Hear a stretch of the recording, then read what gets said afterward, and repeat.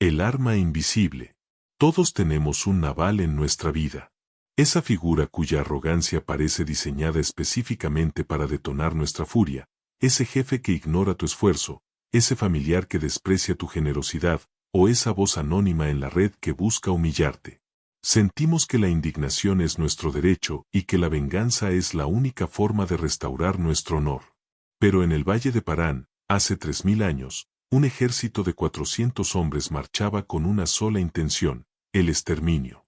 David, el futuro rey, estaba a punto de manchar su legado por un insulto.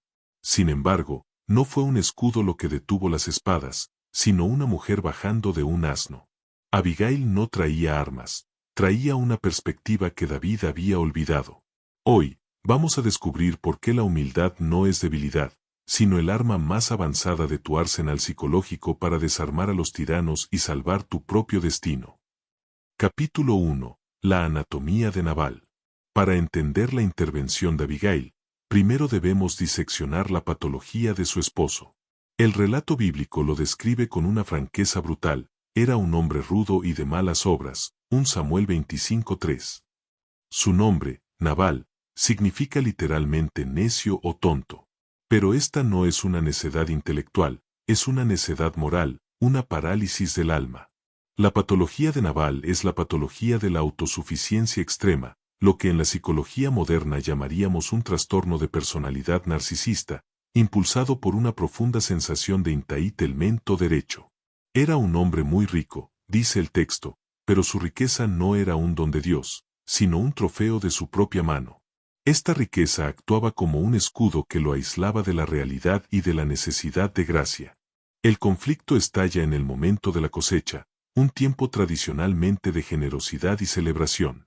David, el futuro rey de Israel, había estado protegiendo los rebaños y pastores de Nabal de los merodeadores del desierto durante meses, sirviéndoles de muro de protección. Versículo 16. Cuando David envía mensajeros solicitando cortésmente una porción de la celebración para sus hombres, Nabal no solo se niega, sino que lo hace con un desprecio calculado. ¿Quién es David?, dice Nabal. Hoy en día, hay muchos siervos que huyen de sus señores. Con estas palabras, Nabal no solo niega la petición, sino que insulta la identidad y el honor de David, etiquetándolo de rebelde y fugitivo. La necedad de Nabal reside en su incapacidad para reconocer la gracia común. Él cree que lo que tiene es suyo exclusivamente. Él no ve la protección que David le brindó como un servicio, sino como algo que él merecía por su simple existencia. Su orgullo lo ciega a la realidad de que todos, incluso los más ricos, dependemos de la gracia de otros y de la gracia de Dios. Al negar la generosidad, Nabal no solo insulta a David, se desconecta de la comunidad y del orden divino, convirtiéndose en una isla de egoísmo en medio de un desierto de necesidad. Capítulo 2. Humildad como fuerza disruptiva. Mientras Nabal celebraba su propia importancia en la seguridad de su banquete, el desastre ya estaba en camino. Pero la historia no termina en la necedad de un hombre, sino en el discernimiento de una mujer. Abigail recibe la noticia por medio de uno de los criados que presenció el insulto. Este hombre sabía algo fundamental: Nabal es un hombre tan perverso que no hay quien pueda hablarle. Aquí es donde comienza el pivote estratégico de Abigail. Ella no pierde tiempo intentando razonar con un necio que tiene los oídos cerrados por el orgullo.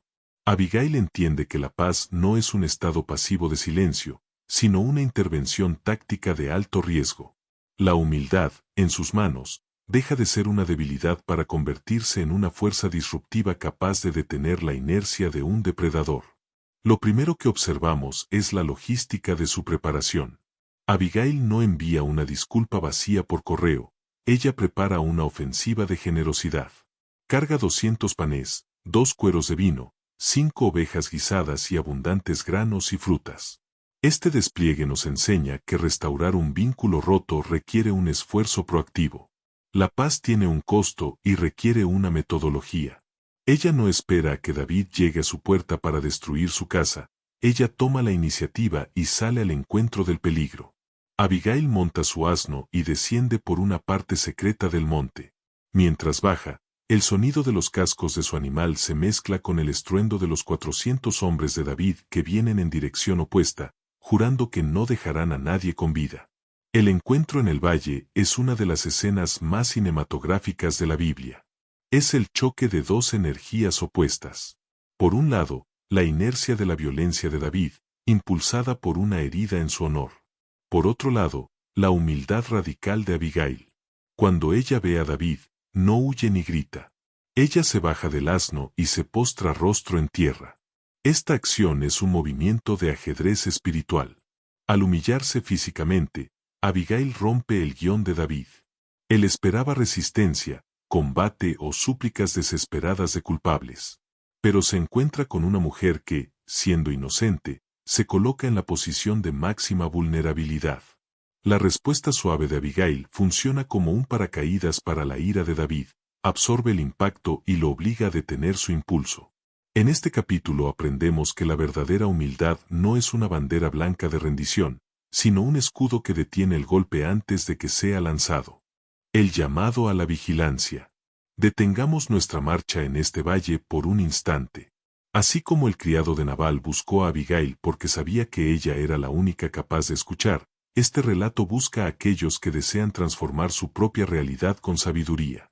Si esta disección de la necedad y la fuerza de la humildad está resonando en tu espíritu, te invito a formar parte de nuestra comunidad.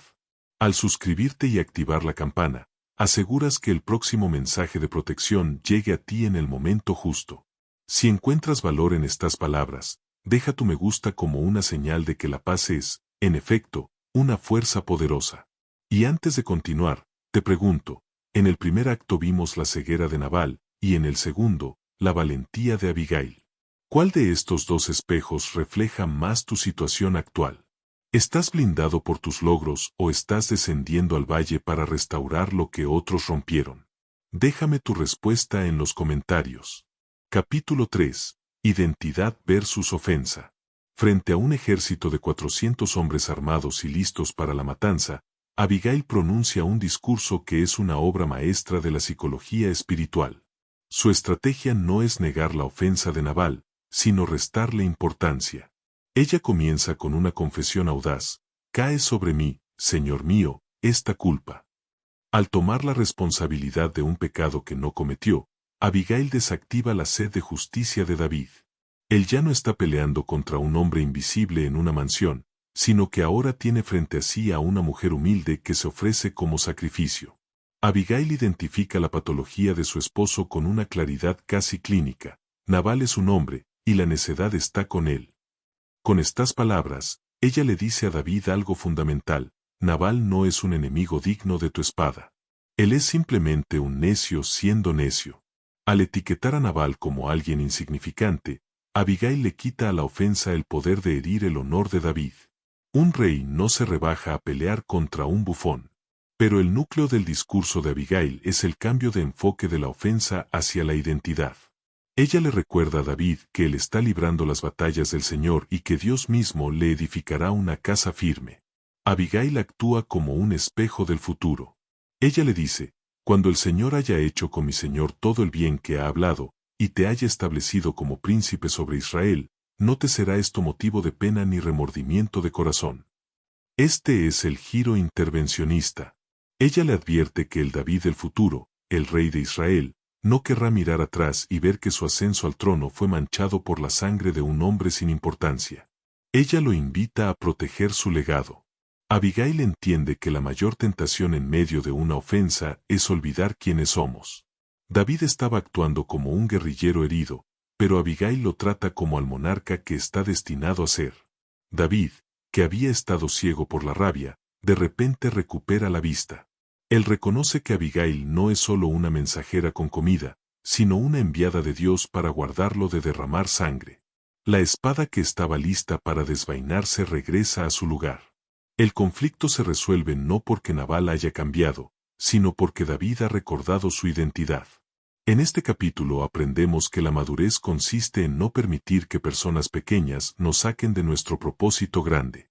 Capítulo 4. El alivio biológico. Abigail regresa a casa. Ha dejado atrás el valle de la sombra y la muerte, y al cruzar el umbral de su mansión, se encuentra con una escena grotesca. Nabal está celebrando un banquete, como de un rey. Es la imagen perfecta del autoengaño. Mientras 400 hombres estaban listos para borrar su nombre de la tierra, Nabal estaba preocupado por el sabor del vino y la abundancia de la carne. Su corazón estaba alegre, porque estaba completamente ciego. Aquí observamos la primera lección de la prudencia intervencionista, el respeto por el momento. Abigail ve a su esposo borracho y no intenta razonar con él. Ella entiende que la verdad requiere un receptor sobrio. Si hubiera hablado esa noche, la ira de Nabal o su estupidez etílica habrían anulado el mensaje. Abigail guarda silencio, permitiendo que la noche pase. Ese silencio no es complicidad, es estrategia. Ella está esperando a que el alivio biológico del sueño limpie el sistema de Nabal para que la realidad pueda entrar sin filtros. Al amanecer, cuando el vino ya había salido de Nabal, Abigail le cuenta todo. Le describe el ejército, la furia de David y el regalo que detuvo la masacre. El texto bíblico nos regala una descripción médica y espiritual escalofriante. Su corazón desmayó en él, y se quedó como una piedra. Esto es lo que llamamos el alivio biológico del juicio. Nabal no muere por una herida externa, sino por el terror absoluto de reconocer su propia fragilidad. El choque de su arrogancia contra la realidad de lo que estuvo a punto de suceder provoca un colapso sistémico. Su cuerpo, que él creía invulnerable tras sus murallas y su riqueza, se convierte en su propia prisión. El hombre que se negó a ser un muro de protección para los pastores de David, ahora se convierte en un muro de piedra inerte dentro de sí mismo. Nabal vive 10 días más en ese estado de parálisis. 10 días en los que Dios permite que la consecuencia de su carácter termine el trabajo. David no tuvo que manchar sus manos. Abigail no tuvo que conspirar. La vida de Nabal se apagó porque ya no había una identidad que sostener. Su orgullo era el único motor de su existencia, y una vez que el orgullo fue aplastado por el miedo, el corazón simplemente dejó de luchar. En este capítulo aprendemos que la justicia de Dios a menudo consiste en permitir que las semillas que nosotros mismos plantamos lleguen a su cosecha final. El alivio llega cuando la necedad deja de ocupar un espacio que nunca supo honrar. Reflexión final, el eco de la prudencia. La historia de Abigail no es simplemente el relato de una mujer que evitó una masacre, es la disección de cómo la sabiduría puede alterar el curso del destino. A menudo pensamos que el poder se mide por la capacidad de imponer nuestra voluntad, pero Abigail nos enseña que el poder real reside en la capacidad de preservar lo que otros están dispuestos a quemar en el fuego de su propia ira. Ella se movió en la brecha entre un hombre que lo tenía todo pero carecía de espíritu, y un hombre que estaba destinado a tenerlo todo pero estuvo a punto de perder su alma por una ofensa. La intervención de Abigail nos deja 3 pilares fundamentales. Primero, que la identidad es el escudo definitivo. Ella detuvo a un futuro rey no recordándole sus armas, sino recordándole su corona. Cuando sabemos quiénes somos, las ofensas de los Nabales de la vida pierden su peso, se vuelven ruidos irrelevantes en el camino hacia nuestro propósito. Segundo, la logística de la paz. La paz no es un deseo pasivo, es una acción organizada. Abigail no solo oró, ella cargó asnos, preparó víveres y descendió al valle. La sabiduría requiere manos activas. Y finalmente, el alivio de la confianza. Al no tomar la justicia en sus manos, Abigail permitió que el orden natural de la justicia divina operara. El colapso de Nabal nos recuerda que la necedad es una estructura insostenible que termina por petrificarse bajo su propio peso. Al cerrar este relato, la pregunta no es si encontraremos personas difíciles en nuestro camino, los Nabales son inevitables, sino si tendremos la presencia de ánimo de Abigail para no convertirnos en lo que estamos combatiendo. Que tu vida no sea una reacción a las heridas de otros, sino una respuesta a la grandeza que Dios ha depositado en ti. Hemos recorrido el camino desde el desprecio de Nabal hasta la redención de David, guiados por la luz de una mujer que supo ver lo que nadie más vio. Pero esta historia no termina aquí, apenas comienza en la vida de cada uno de ustedes. Si este mensaje sobre la fuerza de la sabiduría y la protección de tu identidad ha tocado una fibra en tu interior, te pido que hagas 3 cosas para sellar este aprendizaje. Deja un comentario abajo, cuéntame, ¿cuál ha sido tu momento, Abigail? Esa vez donde elegiste la paz sobre la ofensa. Tus historias son el combustible que mantiene viva a esta comunidad. Comparte este video. ¿Hay alguien en tu círculo que hoy está a punto de desenvainar una espada de ira o que se siente atrapado en una mansión de necedad? Sé tú su Abigail y envíales este relato. Suscríbete y únete. Si quieres seguir explorando las profundidades de la sabiduría antigua aplicada al liderazgo moderno, asegúrate de estar suscrito. Recuerda, la necedad siempre se petrifica, pero la sabiduría siempre encuentra un nuevo amanecer. Gracias por ser parte de este viaje. Reflexiones y parábolas que sanan el alma.